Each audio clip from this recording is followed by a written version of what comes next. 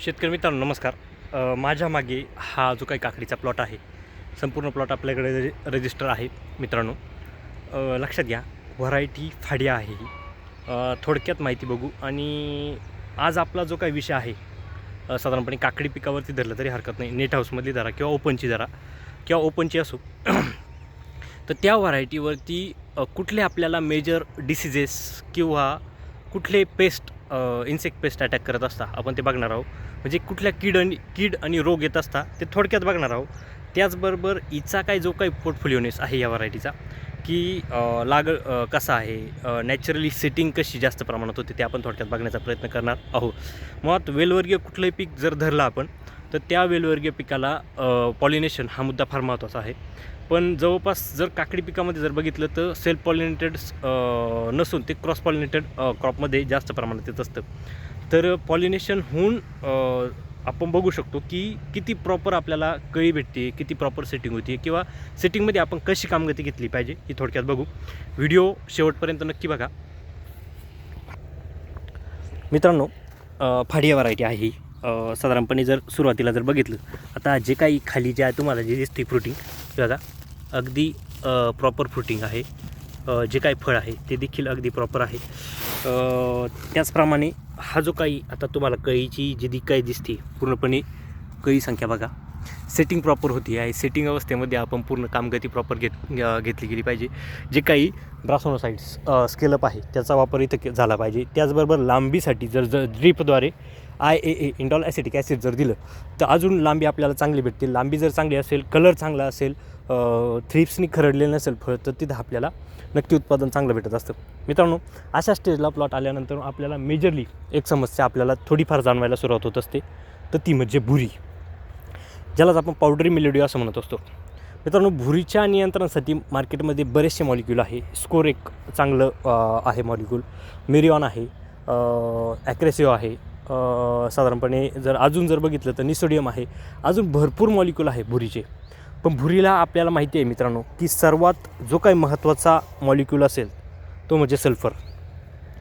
आता सल्फरचा वापर करत असताना अनेक वेळा मनामध्ये प्रश्न येतात की फ्लॉवरिंगमध्ये प्लॉट आहे, सल्फरचा वापर कसा करू.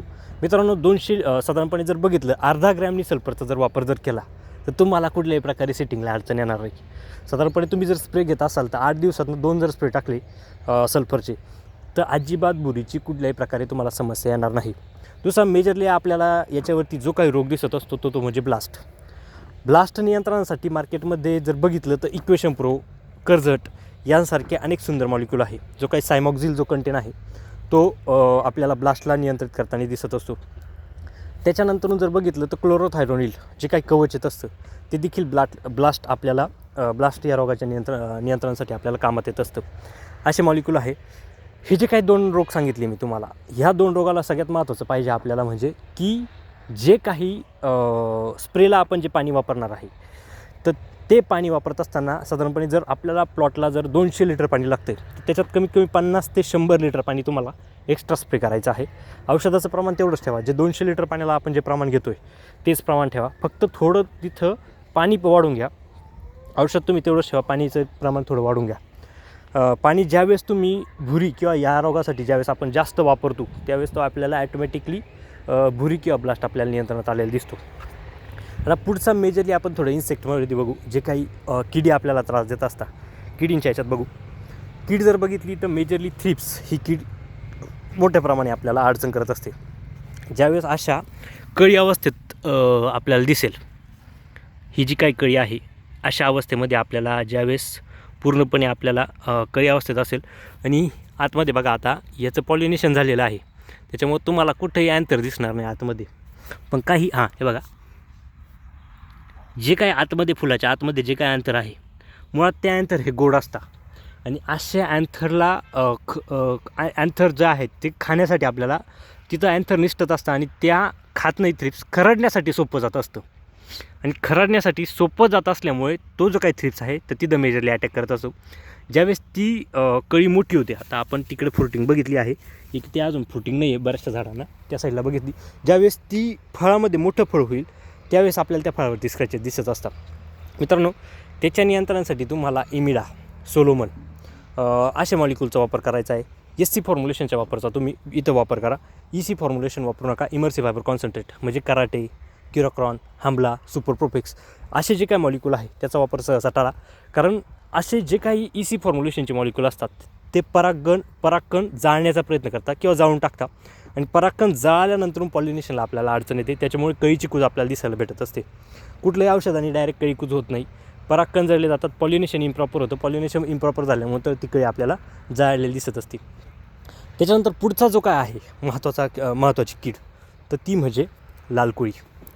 ज्यावेळेस पान हे रब बनेल, मोठं होईल, पान मोठं झालं, रब झालं, झाडाचं वय वाढलं, झाडाच्या पानांची रोगप्रतिकारशक्ती ही नॅचरली कमी झाली तर पानाच्या मागच्या साईडने आपल्याला लाल कोळीचा अटॅक झालेला दिसत असतो.